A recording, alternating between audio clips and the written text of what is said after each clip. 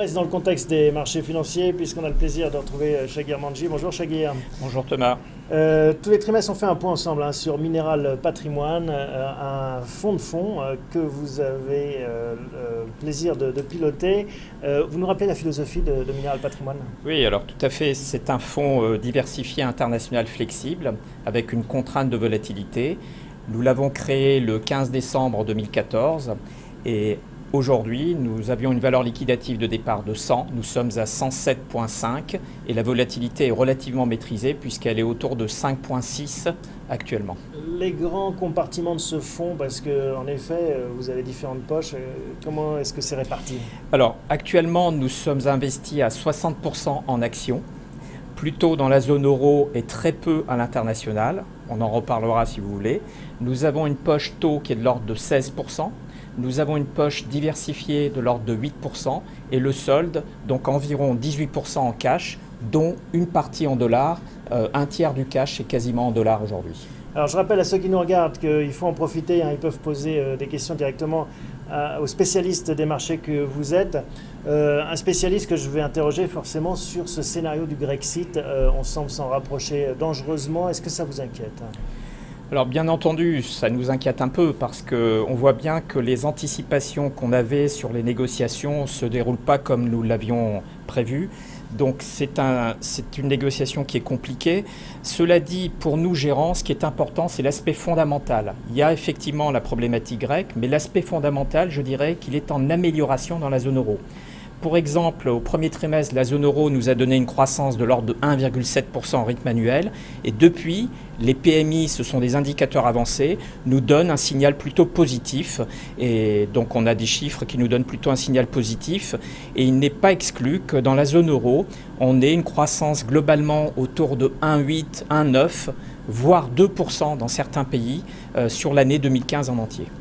Mais si on se place dans le cas d'un scénario de Grexit, une sortie de la Grèce, ça ferait quel genre d'impact sur un fonds comme Mineral Patrimoine ?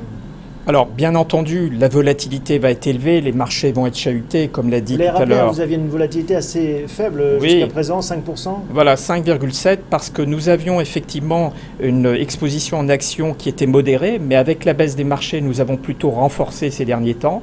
Alors, bien entendu, on aura une volatilité élevée à très court terme, mais je pense que l'ensemble des institutions financières sont prévenues de ce phénomène grec. Je pense qu'elles sont peu concernées par un défaut des dettes grecques et leur activité globalement aujourd'hui en Grèce doit être particulièrement réduite. Donc moi, je pense que la contagion, je dirais, sur le système financier va être assez faible, très limitée. Et puis Mario Draghi a la manœuvre, toujours, en tout cas on l'espère, qui aura à cœur, on imagine, d'éteindre un éventuel incendie. Voilà, ce qu'il faut surveiller, on le surveille déjà, c'est l'évolution des taux, des dettes périphériques, donc à savoir l'Italie, l'Espagne, le Portugal, et on voit ces derniers jours plutôt une grande stabilité. Donc je pense qu'effectivement Mario Draghi va intervenir s'il le faut, afin que les taux de ces pays ne repartent pas à la hausse. Quelle est votre analyse de ce qui peut arriver au second semestre et quelles conséquences vous allez en tirer en tant que gérant ? Alors, au second semestre, bon, il y a la Grèce, il y a la zone euro, mais il faut également regarder l'éventualité, et bon, la certitude maintenant que les taux américains vont monter. Donc ça, c'est un élément non négligeable. C'est quoi votre scénario sur les taux américains ? Alors, mon scénario est un scénario de remontée des taux extrêmement progressif et très très prudent. Je pense que la Fed va rester très prudente. La raison principale, c'est que finalement, l'inflation va rester modérée. On a bien vu ces derniers jours de nouveau une rechute du prix du pétrole, certainement liée aux négociations avec l'Iran. Donc je reste pour ma part relativement confiant. Je m'attends pour ma part en tout cas à une remontée des taux directeurs, non pas en octobre mais en décembre. Je pense que la Fed sera amenée de nouveau à reporter compte tenu du contexte international et la crise grecque en particulier. Et une deuxième phase de hausse plutôt en 2016. D'accord. Donc je suis à 0,25% 0,25 pour décembre et 0,25 en mars. pour la Fed. Et puis il y a aussi le contexte du dollar, parce qu'avec ce qui se passe dans la zone euro, un euro faible, voilà, un dollar qui va s'apprécier, ça ne va pas faire les affaires des Américains. Voilà, alors la Fed regarde bien sûr le dollar de près, elle ne le dit pas d'une façon très ouverte, mais évidemment elle est très soucieuse aujourd'hui de la parité de l'euro-dollar. On parle des États-Unis, on parle aussi de la Chine comme facteur, comme nuage un peu noir. Pendant longtemps, on a misé sur le dynamisme économique de la Chine, et là on voit qu'il se passe des choses là-bas, pas dans le bon sens cette fois. Alors disons que d'une façon générale, dans les pays émergents, les marchés sont très corrélés à la politique de la Fed. Donc on a parlé tout à l'heure de remontée des taux, donc il est normal que les marchés émergents vont être quand même chahutés. Ouais. Ça c'est un premier point. Deuxième point, sur la Chine, on a une croissance économique qui effectivement est en train de se modérer trimestre par trimestre. Donc moi je le prends comme un facteur plutôt positif parce qu'on a également une baisse des prix des matières premières liée à cette économie qui est moins dynamique. Et cette baisse des prix des matières premières est un facteur positif pour les résultats des entreprises. Et pour le pouvoir d'achat aussi et le pouvoir d'achat des Occidentaux. Des Occidentaux. Dans ce contexte, on a posé le décor des scénarios probables d'atterrissage en 2015. Comment est-ce que vous allez piloter la gestion du fonds ? Alors, bien entendu, la crise grecque va être un élément clé, donc suivant les conséquences qu'on aura sur les marchés. Mais encore une fois, je m'attends au moment des publications du deuxième trimestre et probablement au troisième et quatrième trimestre, des surprises positives dans la zone euro. Et à mon sens, on va revenir rapidement sur les fondamentaux, une fois passé, je dirais, l'orage de la crise grecque.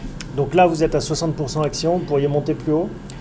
Je peux monter plus haut, normalement. Mais vous en auriez envie, c'est ça la question ? Alors, dans l'immédiat, non, parce que, encore une fois, il faut être certain que la remontée des taux américains ne va pas être plus brutale que mes anticipations. Donc, moi, je reste serein, mais il ne faudrait pas, de nouveau, avoir une accélération, par exemple, des salaires aux US, des salaires. Ça sera un élément plutôt perturbant, mais il faudra regarder vraiment du côté des taux américains pour avoir une meilleure idée de... Donc c'est ça que vous gardez sur votre radar, les taux américains, dès que ça commencera à bouger. Exactement, c'est un des éléments. Et puis bien entendu, la poursuite de la reprise dans la zone euro qui aujourd'hui se confirme avec les PMI que nous avons eu ces derniers temps. Avec le dynamisme et les planètes alignées dont on parle de voilà, tout à fait. Donc les fameuses planètes, c'est toujours la parité euro-dollar, la baisse du prix du pétrole qui reste d'actualité et qui d'ailleurs se renforce. Et puis bien entendu, les taux d'intérêt dans la zone euro qui restent bas. Merci beaucoup Chagir de nous avoir rendu visite pour faire ce point trimestriel. On se retrouve dans un trimestre maintenant, Merci, du côté Thomas. de septembre ou octobre. Merci Chagir, à bientôt, Merci. Bel été. Voilà donc la fin de Parlons Placement. On vous souhaite aussi de bonnes vacances. Merci de nous suivre. Et puis gardez un œil sur votre portefeuille, même à la plage en effet. Ça peut servir. Les périodes estivales sont parfois un petit peu agitées. En attendant, je vous souhaite de bien vous reposer et on se retrouve à la rentrée pour les prochains épisodes de Parlons Placement. À très vite.